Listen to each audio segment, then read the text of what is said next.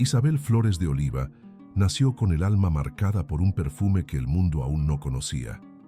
Siendo niña, su presencia ya era silencio orante, mirada contemplativa, gesto compasivo. Fue en el regazo de una madre mestiza y bajo la rigidez de un padre español que Dios comenzó a formar entre las piedras de Lima a la primera santa de las Américas. Cuando dormía, su rostro se iluminaba con tonos rosados, y una sirvienta, atónita, la llamó Rosa, un nombre que no fue elección humana sino revelación. Una flor escondida que crecería entre espinas de dolor, pobreza, incomprensión y amor extremo. Una joven que silenciosamente rompería los límites de lo posible. La historia de Santa Rosa de Lima es una invitación al misterio de una entrega que no busca aplausos, sino salvación. Ella vivió escondida, pero su luz atravesó continentes. Ayunaba en secreto, pero sus sacrificios movían el cielo. Rechazó los elogios, pero fue coronada por Dios con espinas y flores. Rosa no vivió para sí, ella fue respuesta. La respuesta de Dios para una tierra nueva que necesitaba santidad. La respuesta de amor para un mundo marcado por heridas. Y es por eso que, hasta hoy, su historia cura, consuela y transforma. En este encuentro profundo, vamos a seguir los pasos de esta joven que cambió los adornos del mundo por una corona de espinas de metal, que rechazó matrimonios y riquezas para pertenecer únicamente a Cristo, que se hizo pequeña para que la gracia se volviera inmensa.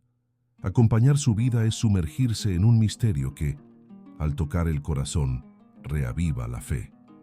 Porque Rosa no es solo una santa del pasado.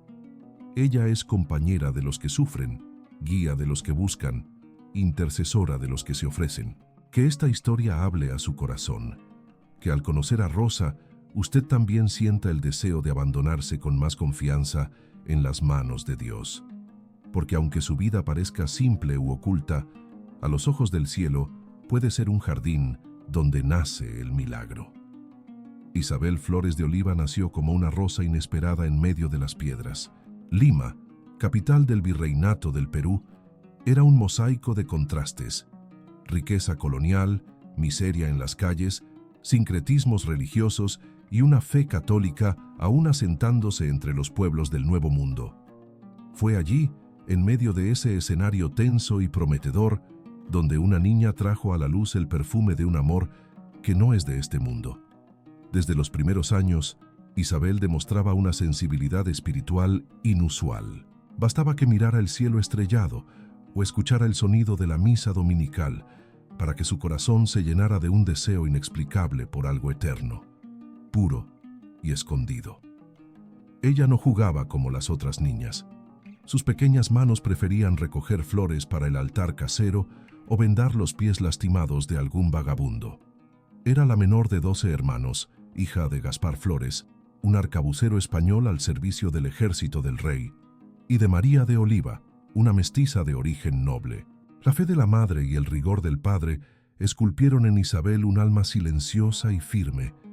Desde muy joven, pasaba largos minutos en oración, sola en el patio, como si conversara con un amigo invisible. A los 3 años de edad, mientras todos los niños corrían en el patio, ella fijó los ojos en una imagen de Nuestra Señora y permaneció inmóvil, absorta, como si ya estuviera delante del cielo. Un momento profundamente simbólico ocurrió cuando tenía solo 5 años. Una sirvienta indígena vio su rostro transfigurado por una luz rosada mientras dormía. La escena marcó tanto a la familia que la niña pasó a ser llamada cariñosamente Rosa.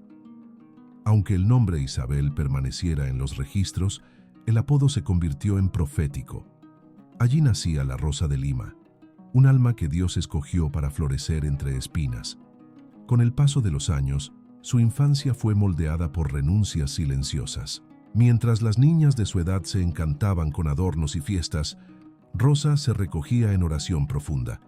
Cuando su familia pasó por dificultades financieras, ella, aún niña, comenzó a bordar y coser para ayudar con los gastos. Nunca se quejaba. Cada punto del bordado era una oferta, una oración silenciosa. Ella entendía desde temprano que la vida era una cruz amorosa y la llevaba con dulzura. Cierta vez, al ver una imagen de Santa Catalina de Siena, una dominica que también había vivido en extrema penitencia, Rosa sintió un llamado ardiente en su corazón. Sin comprenderlo totalmente, supo que su misión sería de entrega total. Como el apóstol Pablo, ella parecía tener en su interior aquel mismo anhelo. Con Cristo estoy juntamente crucificado y ya no vivo yo, mas vive Cristo en mí. Gálatas, capítulo 2, versículo 20. La niña que un día fue iluminada durante el sueño, ahora buscaba, despierta, convertirse en lámpara viva para iluminar otros corazones en la oscuridad. Su infancia fue corta en el tiempo, pero profunda en espiritualidad. A los 9 años ya hacía promesas de castidad. Con dulzura y determinación resistía a las presiones sociales y familiares. Había en ella una firmeza serena que solo los llamados por Dios llevan. Lo que para los demás era locura, ayunar, evitar vanidades, vigilar los pensamientos, para Rosa era solo respuesta al amor. El mismo amor que, aún niña, ella ya intuía que sería su única morada. La santidad no comenzó en el claustro ni en el sufrimiento. Comenzó en el regazo de la madre, en los pasillos de la casa sencilla, en los silencios prolongados ante el crucifijo. Rosa fue escogida desde el vientre, pero fue en el día a día de la infancia que el cielo comenzó a revelarse en su alma. El nombre que el mundo reconoce como santa fue en realidad el eco de una visión. Isabel, que después se daría a conocer como Rosa de Lima, recibió ese nombre no por vanidad o capricho familiar, sino por una señal del cielo. Era una mañana común cuando Mariana, una sirvienta de la casa, entró apresurada en la habitación de la niña. Había visto algo inexplicable mientras ella dormía. Su rostro se había transfigurado e irradiaba una luz rosada, como si pétalos de una rosa celestial envolvieran su cabeza. La visión conmovió profundamente a la familia, y a partir de aquel día, Isabel pasó a ser llamada Rosa.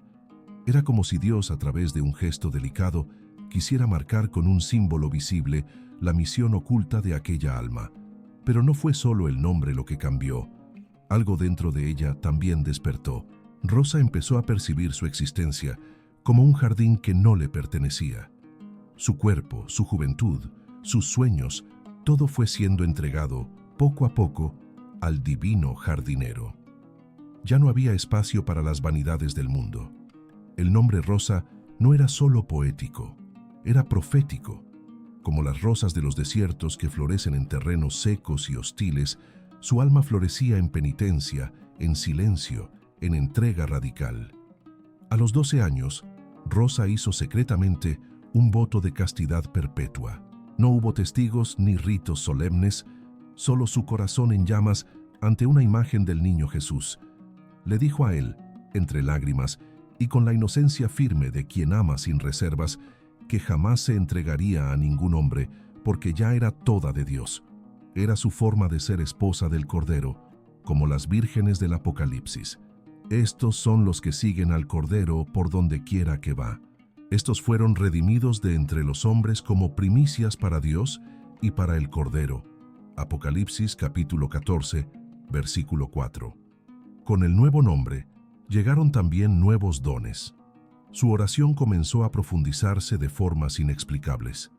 Largas horas de contemplación en las que se olvidaba del tiempo pasaron a marcar sus días. A veces, su madre la encontraba con los ojos cerrados y el rostro sereno, como si estuviera escuchando voces de otro mundo. Y de hecho, lo estaba. Rosa comenzó a escuchar palabras de consuelo y orientación interior. Ella decía que Jesús le hablaba como un amigo habla al corazón del otro, sin ruido, sin prisa, pero con la autoridad suave de quien ama profundamente.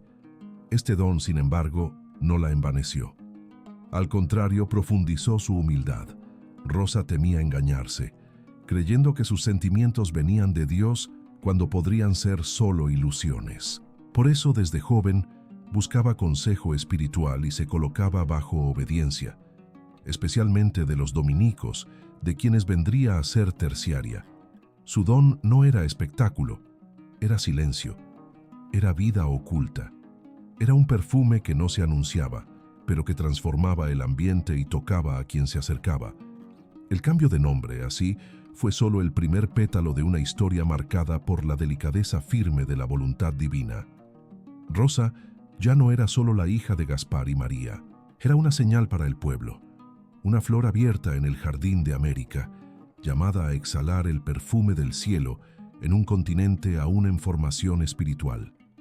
El nombre que la llamó a Dios fue también el nombre que el cielo usaría para llamar a millones de corazones cerca de su amor. La juventud de Rosa floreció como un amanecer silencioso. Su belleza era notable, delicada y pura, reflejando por fuera la gracia que ya vivía por dentro. Los ojos dulces y atentos, el rostro sereno, los gestos suaves, todo en ella llamaba la atención.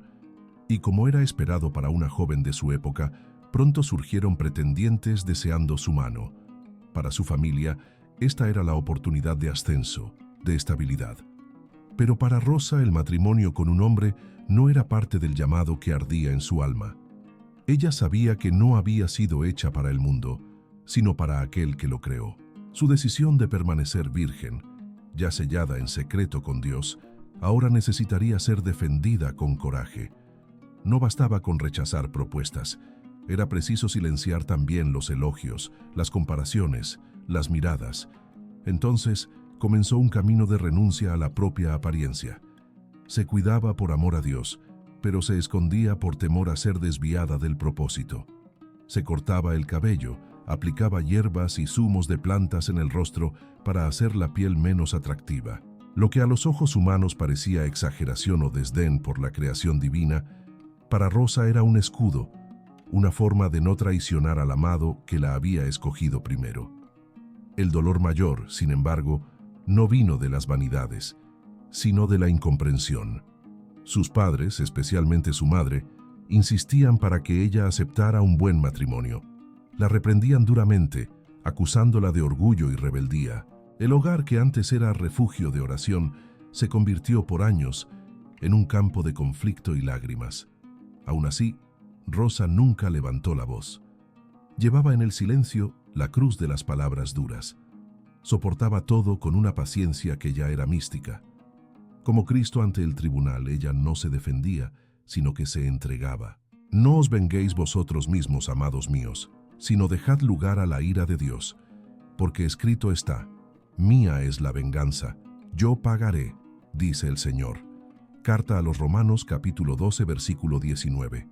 En el fondo, su lucha no era contra el matrimonio, sino contra el desvío de su alma de la voluntad divina. Quería que Dios fuera todo, y por eso no podía aceptar ni siquiera migajas de un amor que no fuera eterno.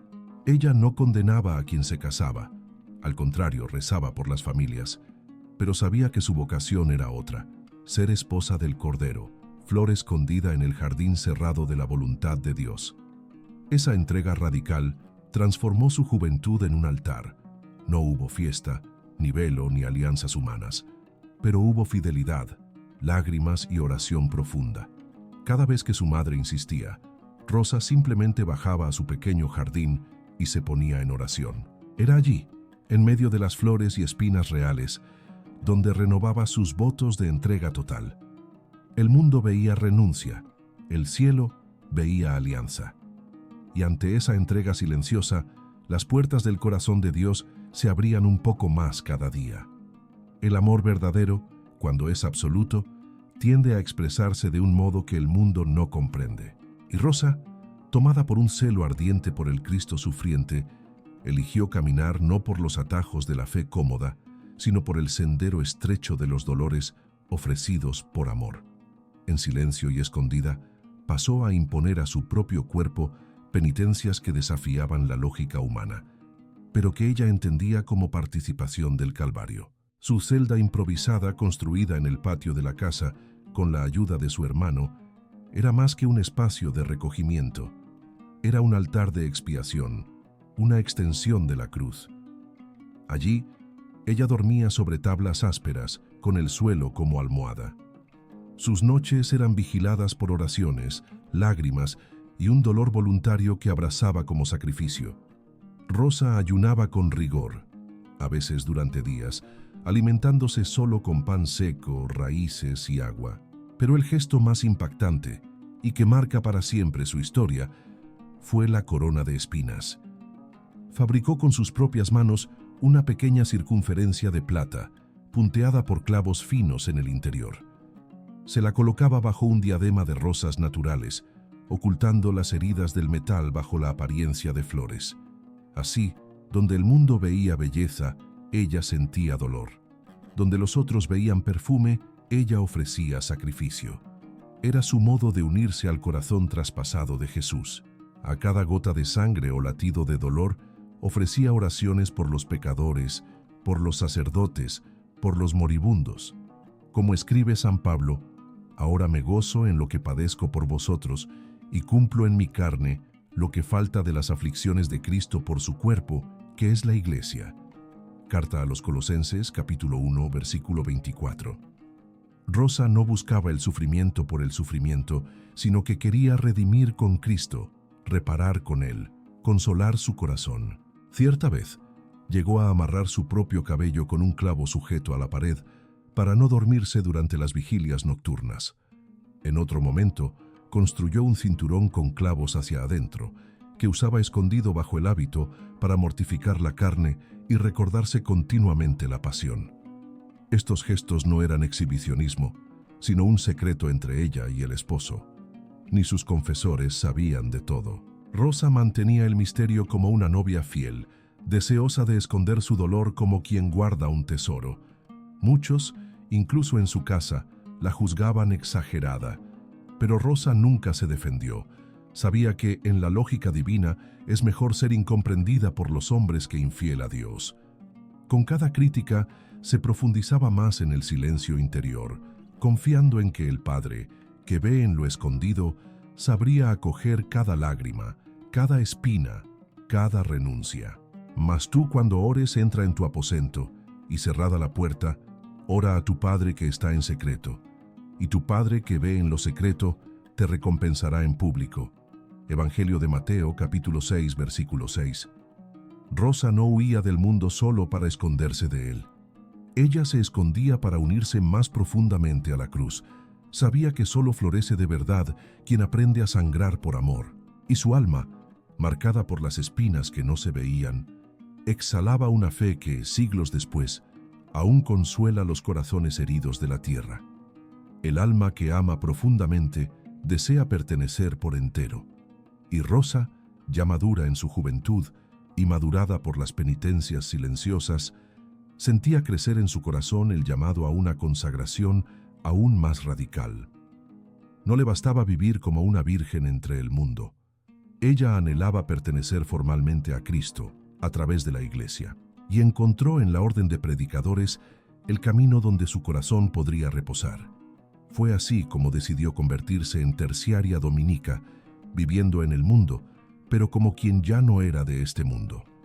La petición, sin embargo, encontró resistencia. Las reglas de la época no permitían fácilmente que jóvenes tan jóvenes fueran admitidas como terciarias. Rosa tenía apenas 20 años, pero su fama de virtud y su madurez espiritual ya habían llegado a oídos de los religiosos de Lima. Después de una cuidadosa orientación, fue admitida. Vistió entonces el hábito blanco y el manto negro, no en el convento, sino en su celda en el patio de su casa, que se convertiría en su morada hasta el tránsito final. Allí, en el pequeño espacio de pocos metros, rodeada de plantas y silencio, Rosa vivió como monja sin rejas, como eremita en el corazón de la ciudad. A partir de entonces, selló de forma definitiva sus votos de castidad, pobreza y obediencia. No los hizo ante multitudes, sino bajo la mirada atenta del cielo, con lágrimas en los ojos y manos unidas como esposa que se entrega al amado. Era el cumplimiento de la promesa hecha en la infancia. Rosa pertenecía, ahora oficialmente, al Cordero. En gran manera me gozaré en Jehová. Mi alma se alegrará en mi Dios, porque me vistió con vestiduras de salvación, me rodeó de manto de justicia, como a novio me atavió, y como a novia adornada con sus joyas. Libro de Isaías, capítulo 61, versículo 10. Su clausura era voluntaria. Salía solo para ir a la iglesia o para atender a los más necesitados. Fuera de eso, todo el tiempo era consagrado a la oración, a la penitencia y al trabajo manual. La ropa, sencilla. La alimentación, frugal. El tiempo, dividido entre los misterios del rosario, la contemplación de la pasión y la lectura de las escrituras. Rosa transformó aquel pequeño espacio en un monasterio invisible donde el cielo visitaba la tierra.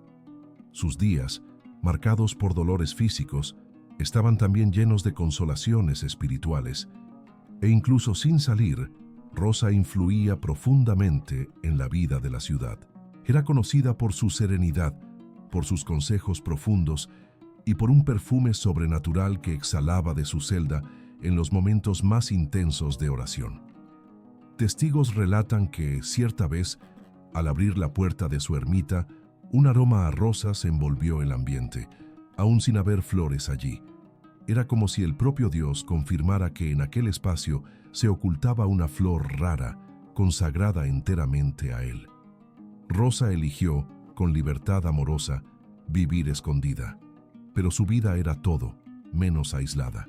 Desde el corazón de aquella celda, sus oraciones tocaban las necesidades del mundo, como raíces profundas que sostienen un árbol oculto bajo la tierra. Su clausura no era fuga, era misión. Y su misión, aunque silenciosa, era más fecunda que 1000 discursos, pues brotaba de la intimidad con el Señor. En la celda de Rosa, donde el silencio era rey, resonaban también los gemidos del mundo. Su clausura no era una fuga de los dolores humanos, sino una forma más pura de estar entre los que sufren. Rosa comprendía que la verdadera oración desemboca inevitablemente en la caridad. Por eso, aún viviendo recogida, encontraba 1000 maneras de ser presencia concreta de Cristo para los pobres, los enfermos y los abandonados de Lima. Cuando la ciudad dormía, ella se movía en oración. Cuando el día nacía, ella ya había servido. Su casa se convirtió en un pequeño hospital.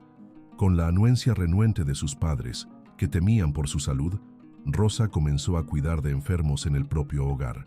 Usaba el pequeño espacio del patio para acoger, lavar heridas, preparar ungüentos naturales, alimentar con las sobras el cuerpo y con ternura el alma. A muchos daba no solo alivio, sino reconciliación con Dios. Aquellos que se acercaban a Rosa, aún sin saber explicarlo, salían transformados. No porque ella hablara mucho, sino porque su presencia era como un bálsamo derramado, dulzura, firmeza y esperanza. Nunca hacía distinciones. Recibía a indígenas pobres, españoles arruinados, mujeres abandonadas, niños olvidados. A todos los trataba como hermanos, como si en cada rostro herido estuviera el rostro del propio Cristo. Y, de hecho, era eso lo que veía. De cierto os digo que en cuanto lo hicisteis a uno de estos mis hermanos más pequeños, a mí lo hicisteis. Evangelio de Mateo, capítulo 25, versículo 40. Para Rosa, servir al otro era tocar el cuerpo místico del Señor. Sus manos, tan acostumbradas al rosario y a la costura, se convirtieron también en instrumentos de curación. Preparaba remedios con hierbas y oraciones, aplicaba compresas con ternura e imponía las manos con fe. Algunos relatos dan cuenta de curaciones que la ciencia de la época no lograba explicar, pero Rosa nunca aceptaba alabanzas, rechazaba títulos, rehusaba recompensas, decía que todo era por Dios y que ella era solo un pedazo de barro que Él quiso usar.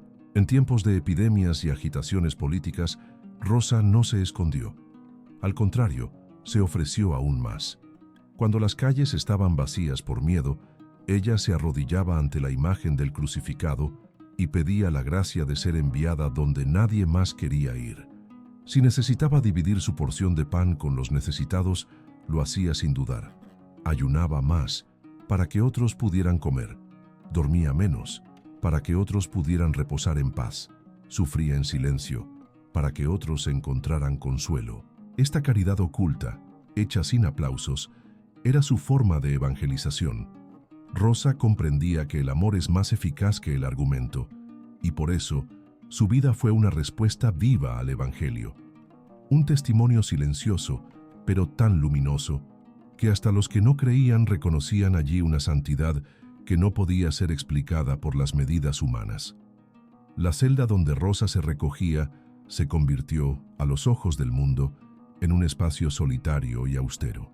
Pero a los ojos del cielo, aquel pequeño eremitorio era un jardín sagrado, donde el alma de la joven dominica dialogaba con lo invisible. Lo que para muchos era silencio y clausura, para ella era presencia viva. Allí, entre paredes de barro y vigilias silenciosas, Rosa fue visitada por lo sobrenatural de forma cada vez más intensa. Experiencias místicas profundas marcaron su vida, no como espectáculo, sino como consecuencia de una intimidad cultivada con celo absoluto. Las visiones comenzaron en medio del dolor. Durante sus largas oraciones ante el crucifijo, Rosa sentía el corazón abrazado por una ternura que no sabía explicar. A veces se veía envuelta por una luz intensa, sentía perfumes celestiales u oía palabras que no venían del mundo. En una de esas ocasiones, vio al niño Jesús que se acercaba a ella con los brazos abiertos, llamándola mi esposa. Conmovida, Rosa respondía con el alma entera, renovando sus votos y ofreciendo su vida, repitiendo como María: «He aquí la sierva del Señor, hágase en mí conforme a tu palabra». Evangelio de Lucas, capítulo 1, versículo 38. También Nuestra Señora se le apareció diversas veces, sobre todo en momentos de mayor sufrimiento físico y abandono interior.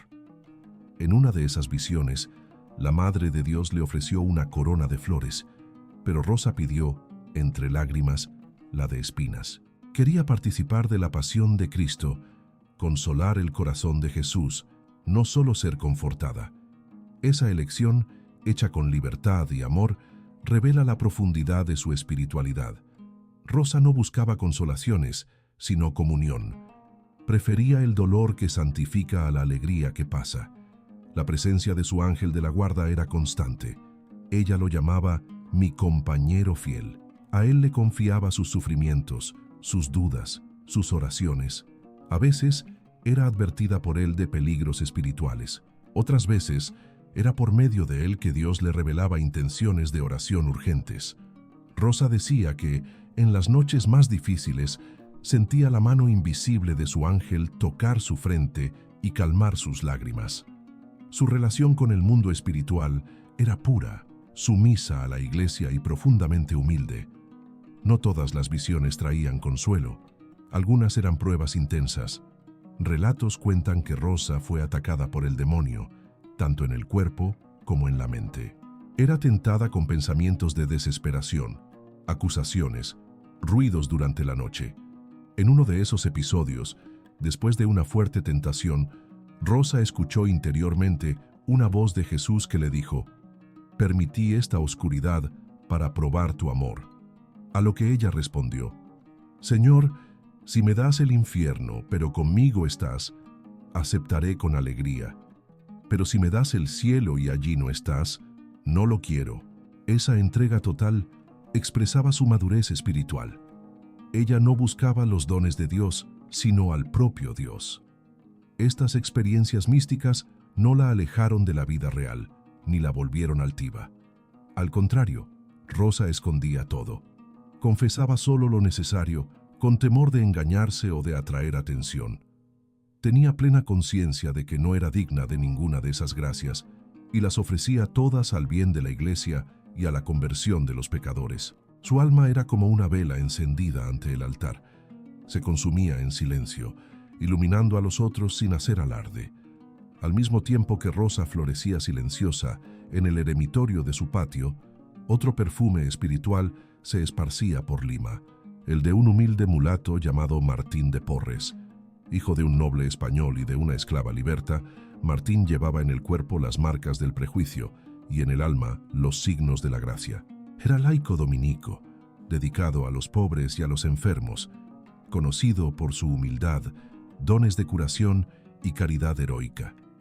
No fue el azar lo que unió estas dos almas, fue la providencia que preparó este encuentro de luces ocultas. Rosa y Martín Nunca vivieron en el mismo convento, pero sus caminos espirituales se cruzaron muchas veces. Cuando Martín pasaba por las calles, Rosa, desde su celda, sentía un impulso de oración más intensa. Dicen que, cierta vez, al oír su voz a la distancia, ella comentó con simplicidad: «Allí va un santo». Martín, por su parte, llamaba a Rosa «Flor bendita del Señor». Ellos reconocían el uno en el otro la presencia de Dios. No necesitaban largas conversaciones ni intercambios de confidencias. Bastaba una mirada, una palabra breve, y el alma se elevaba al cielo. Lo que unía a estos dos corazones era el mismo deseo: pertenecer por entero a Dios, consolar a los que sufren, esconderse del mundo y vivir para el otro. Ambos eligieron la pobreza, la penitencia y la caridad como caminos de santidad. Ambos enfrentaron incomprensiones, persecuciones y noches oscuras. Ambos se convirtieron en consuelo para los miserables de Lima, incluso sin alardes. Y ambos sabían que sus dolores tenían sentido solos y unidos a la cruz. Hay relatos de que Martín, al saber de las enfermedades y sufrimientos de Rosa, ofrecía penitencias por ella. Y ella, a su vez, rezaba con fervor por los trabajos de Martín junto a los pobres. Era una comunión espiritual profunda, discreta y fecunda. Una amistad que no buscaba compañía humana, sino que se fortalecía en la presencia del Espíritu Santo. Como en el libro del Eclesiástico, un amigo fiel es una poderosa protección. Quien lo halló ha descubierto un tesoro. Un amigo fiel no tiene precio. Su excelencia es inestimable. Un amigo fiel es un remedio de vida. Los que temen al Señor lo encontrarán. Eclesiástico capítulo 6, versículos 14 al 16. En esta alianza silenciosa, el cielo encontró un refugio en la tierra. Rosa y Martín mostraron que la verdadera amistad no necesita de encuentros frecuentes, sino de unidad de propósito. Ellos formaron aún en vida lo que se podría llamar una fraternidad invisible, un puente entre el cielo y el dolor del mundo. No se preocupaban por el reconocimiento, los títulos o los homenajes. Lo que buscaban era solo ser instrumentos de la misericordia divina. Este lazo, afianzado en la oración y la caridad, sería confirmado después de sus muertes. Ambos fueron elevados a los altares, reconocidos como santos por sus vidas escondidas, sufridas y profundamente fecundas. Y hoy, cuando los devotos rezan a Santa Rosa de Lima y a San Martín de Porres, continúan perpetuando esta comunión que nació en el silencio y floreció como un testimonio luminoso para todos los que desean amar a Dios con el corazón entero. El cuerpo que antes sustentaba con firmeza la vida de oración, los ayunos, los cuidados con los pobres y las vigilias prolongadas, comenzó a debilitarse. Rosa, aún joven, entró en un largo proceso de enfermedad que se extendería por más de 3 años. Los dolores físicos se intensificaron, los espasmos constantes, la pérdida progresiva de la fuerza, las crisis de fiebre y el cansancio extremo fueron apoderándose de su día a día. Aún así, ella no murmuraba. Sus dolores eran ofrecidos como incienso que sube silencioso al cielo, por amor a la Iglesia, por los pecadores, por los sacerdotes y por las almas que más necesitaban de la misericordia divina. Durante ese tiempo, Rosa tuvo que dejar su celda en el patio y fue acogida por una pareja amiga, los hermanos Gonzalo de la Maza y María Úrsula, quienes le ofrecieron una habitación sencilla, pero con cuidados dignos y piadosos. Allí, ella vivió los últimos años como una llama que se va consumiendo en silencio, pero iluminando todo a su alrededor. Recibía visitas discretas de sacerdotes y amigos cercanos, pero evitaba ser el centro de atención. Cuando le preguntaban sobre sus dolores, respondía con serenidad: «Jesús está conmigo y eso basta». Su habitación se convirtió en un santuario. Quien entraba salía tocado por una paz que no se explicaba con palabras. Rosa sabía que su tiempo en la tierra se acercaba a su fin, y como quien prepara el corazón para el esposo, intensificó sus oraciones. Rezaba el rosario con voz débil, pero con fe firme. Meditaba largamente en los sufrimientos de Cristo y ofrecía cada gemido por alguna alma en peligro espiritual. Una vez, confió que sabía cuando alguien distante estaba por cometer un pecado grave y ofrecía sus dolores como intercesión. Sus últimos días estuvieron marcados por profunda unión con el corazón de Jesús.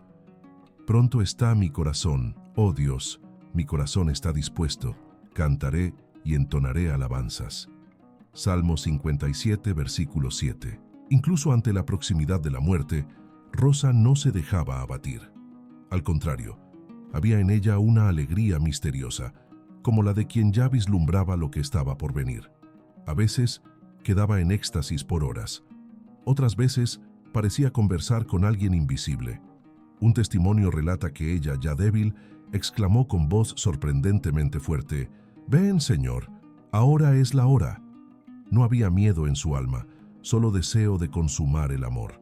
Y aquí, con el corazón profundamente conmovido por esta entrega, quiero hacerte una invitación.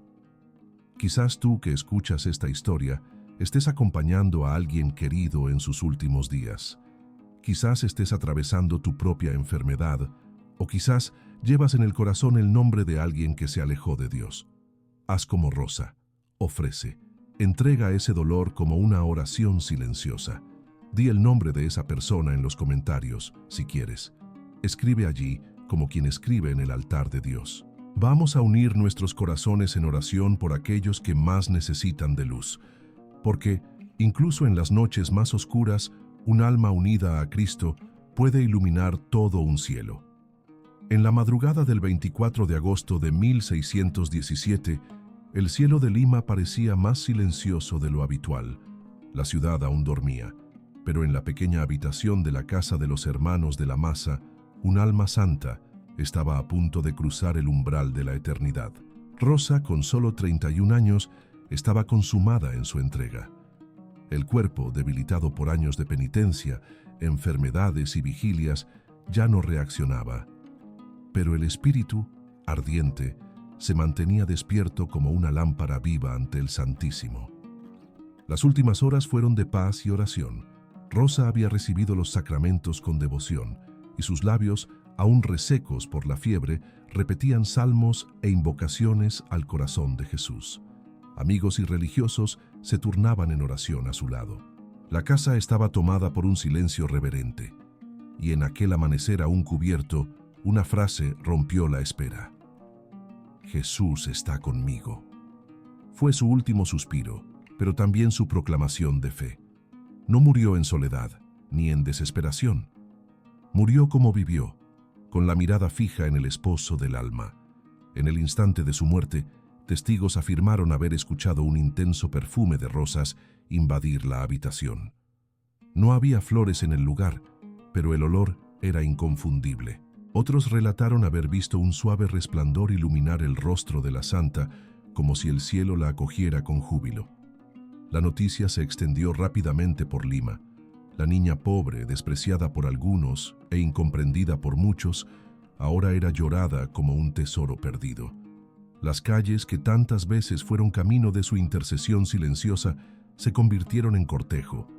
El pueblo clamaba: «Murió una santa». El velorio duró días, y multitudes se aglomeraban para ver su rostro sereno, tocar sus vestiduras, pedir gracias. Muchos decían que solo al acercarse al cuerpo sentían una paz profunda. Milagros comenzaron a atribuírsele ya en las primeras horas, incluso en el luto, había una certeza inexplicable. Rosa no se había ido, solo había sido llevada más cerca de Dios. Como está escrito: «He peleado la buena batalla, he acabado la carrera, he guardado la fe. Por lo demás, me está guardada la corona de justicia, la cual me dará el Señor, juez justo, en aquel día, y no solo a mí, sino también a todos los que aman su venida». Segunda carta a Timoteo, capítulo 4, versículos 7 y 8. Rosa no quiso gloria humana, pero Dios la glorificó. No quiso reconocimiento, pero fue exaltada. Su muerte fue, en verdad, el florecer definitivo de una vida oculta. Ella se apagó a los ojos de la tierra, pero encendió una luz que jamás se apagará en la historia de la fe. Su cuerpo fue sepultado en el convento de Santo Domingo, y desde entonces Nunca dejó de ser visitado, amado y honrado. Pero más que las reliquias, es su memoria viva la que sigue curando, convirtiendo y enseñando. Porque un alma que se entrega totalmente a Dios no muere. Ella fructifica eternamente. La flor que desabrochó escondida en los patios de Lima pasó a perfumar toda América. Con su muerte no cesó su misión, solo cambió de forma. Los testimonios de curaciones, conversiones e intercesiones milagrosas se multiplicaron. El pueblo sencillo, que en vida ya la llamaba santa, ahora clamaba por su reconocimiento oficial.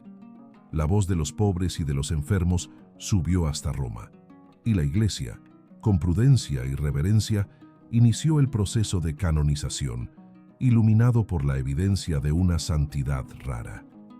En 1668, el Papa Clemente IX la declaró beata, y 11 años después, en 1671, el Papa Clemente X reconoció formalmente lo que el cielo y la tierra ya sabían. Rosa de Lima era santa. Se convirtió así en la primera santa de las Américas, la primera flor nacida en este lado del mundo en ser recogida por el jardín eterno de la Iglesia.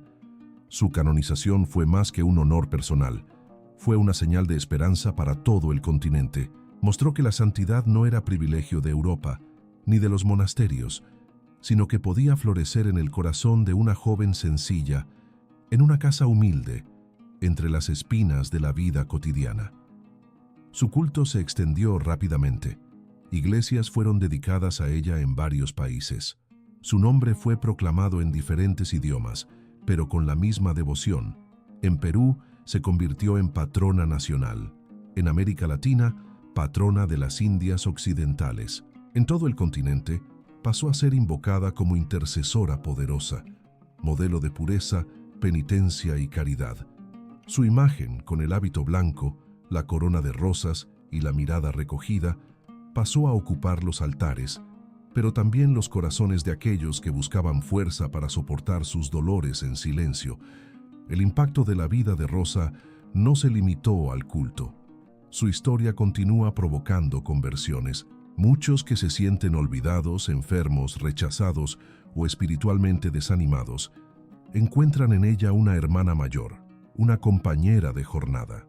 Su vida muestra que la cruz no es el fin, sino el medio, que el silencio puede ser fecundo, que la entrega oculta tiene más valor a los ojos de Dios que los grandes hechos humanos. Como enseña el Evangelio, bienaventurados los que tienen hambre y sed de justicia, porque ellos serán saciados.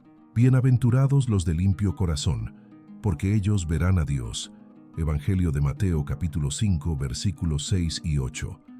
Aún hoy, miles de peregrinos van a su tumba, piden gracias, agradecen curaciones, rezan por los hijos, por los esposos alejados de la fe, por los que sufren en silencio como ella, y salen de allí con los ojos llorosos y el corazón más ligero, porque cuando un alma se entrega por entero a Dios, no vive solo para sí, se convierte en camino para que otros encuentren la luz. Rosa no dejó libros, títulos o discursos, pero dejó una vida, y esa vida sigue resonando como un llamado a la santidad, a la confianza y a la entrega total. La vida de Santa Rosa de Lima no es un relicario del pasado, es un espejo sagrado que todavía hoy nos invita a la verdad. Ella no nos dejó teorías, sino testimonio. No buscó reconocimiento, sino fidelidad. Y por eso, su historia sigue tocando profundamente los corazones que se sienten pequeños, escondidos, incomprendidos. En un tiempo donde muchos corren detrás de aplausos, Rosa nos enseña el valor de florecer donde Dios nos planta, de sufrir en silencio por amor, de permanecer firmes incluso cuando el mundo no entiende.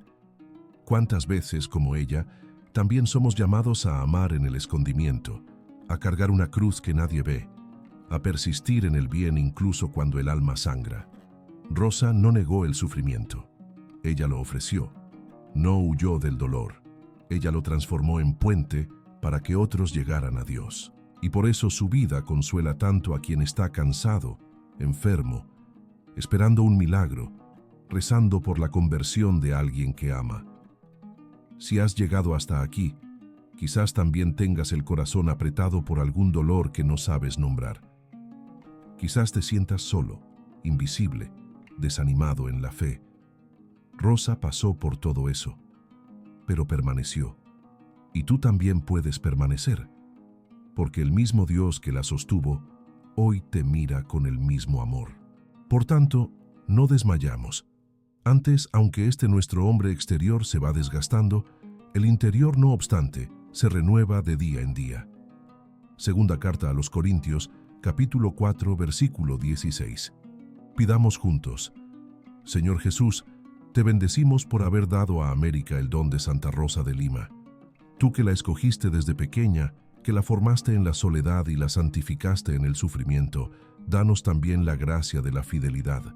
Enséñanos, Señor, a no temer la cruz. Danos coraje para ofrecer nuestros dolores por amor. Que podamos, como ella, amar en el escondimiento, servir en silencio y confiar hasta el fin. Acuérdate, Señor, de aquellos cuyos nombres fueron dejados aquí con fe: hijos alejados, esposos endurecidos, amigos perdidos, padres enfermos. Visítalos con tu luz, por intercesión de Santa Rosa, que floreció entre espinas, derrama sobre cada corazón cansado el bálsamo de la esperanza.